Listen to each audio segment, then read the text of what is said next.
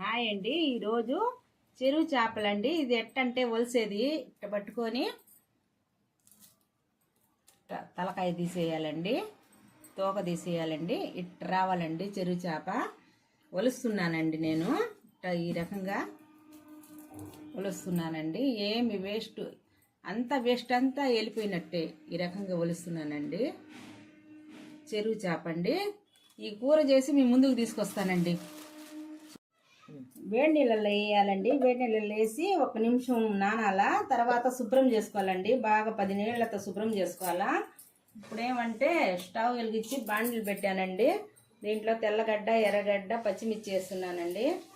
అది బాగా వేగాల. కరివేపాకు కూడా వేస్తున్నానండి.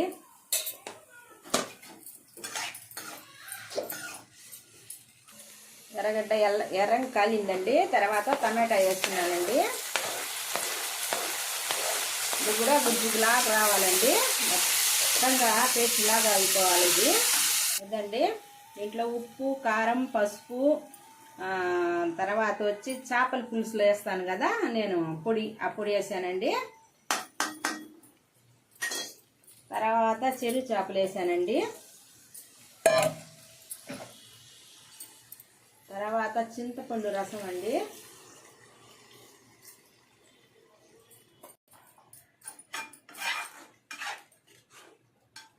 ఉడకాలండి ఇది.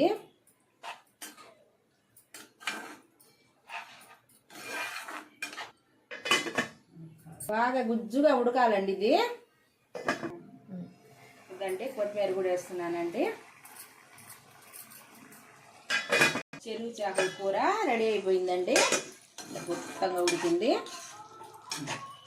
ఆఫ్ చేస్తున్నానండి. ఆఫ్ చేస్తున్నాను.